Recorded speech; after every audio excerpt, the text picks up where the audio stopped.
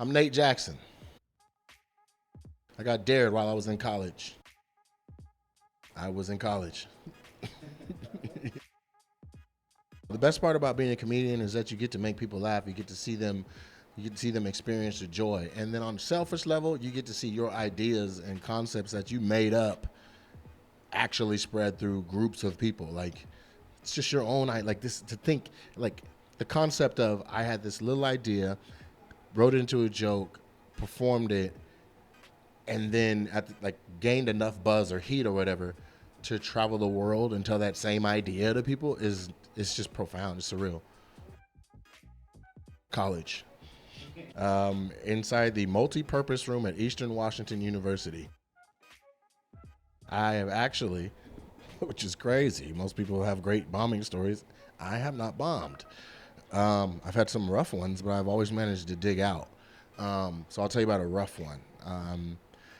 I was at the Bay Area Black Comedy Competition and Festival. It takes place in Oakland, California, and it's been running for 30 years, 32 years. It's the longest running urban comedy competition in the country. It's open to everyone, it's diverse, and everyone who's anyone has gone through Oakland. Like people come from all over the world, whether it's Gina Yasha Ray or Cat Williams, or like everyone does this thing. And so I won it in 2010, but I first did it in 2006. So I did it in 2006, 2007, 2008.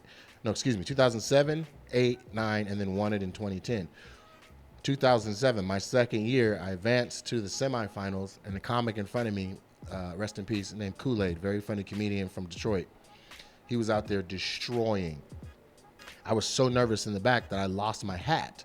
I had this cool hat that you wear it backwards, and it says Seattle across. It said it across the back, but if you wear it backwards, you rep your city. And I'm from Seattle originally, so I was like stoked to wear my hat and represent my city. Lost it, right? So I can literally hear him killing from the stage while I'm backstage, like searching frantically for my hat.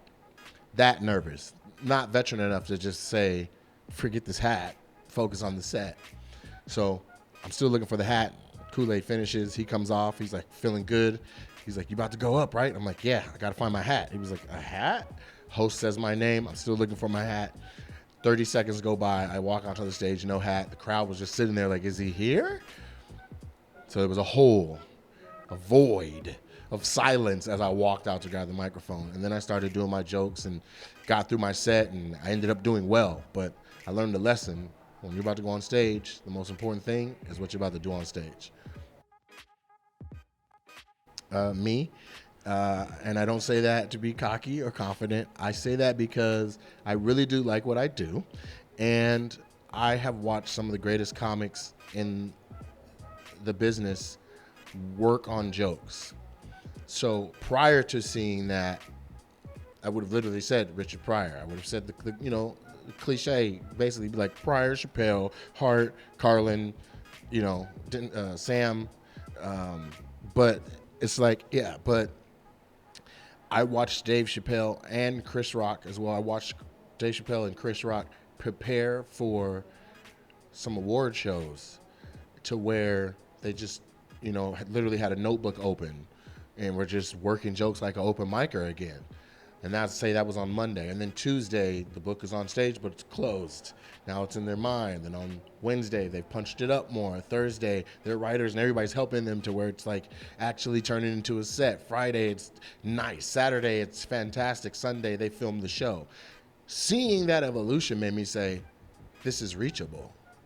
So it took a lot of the podium concept, putting guys on podiums and ladies too on podiums, and just made it more personable, reachable, attainable, and human for me. So when I say favorites, it's hard for me to like grasp onto that because I've watched megastars, flail and flounder and then get strong. I would say right now it's pretty popping. Um, I did MTV's Wildin' Out with Nick Cannon. That was pretty popping too. But right now I'm currently here in Brisbane, which we call Brisbane, um, doing a show for NBC that I'm not allowed to say what it is yet. But it is quite literally the biggest show on earth because of a couple things. One, it would be big even if everybody was in production, but two, there's COVID and everybody is not in production. So as far as TV shows go, this is as big as it gets.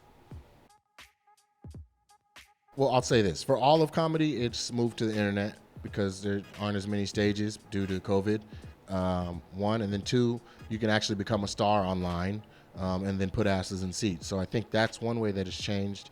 Another way that it's changed, I can't say it's like this everywhere, but in particular in Hollywood and LA or in the States, it was very dog eat dog, crab in a bucket, one star at a time, everybody fighting for that one spot.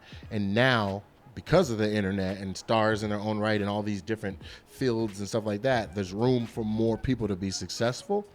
And the dog eat dog wolf, I gotta stab him to get my break. That's not as present anymore. Now it's like what's for you is for you. If you grind, you get out what you put in. Don't. This shit is terrible.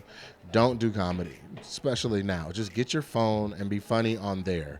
But you don't want to do stand up unless you're willing to commit the next 10 years of your life every night going to do shows that essentially don't matter, crossing your fingers, praying, or whatever you do to a deity, hoping for one break that leads to another break, that leads to another break. And then who knows what happens after that.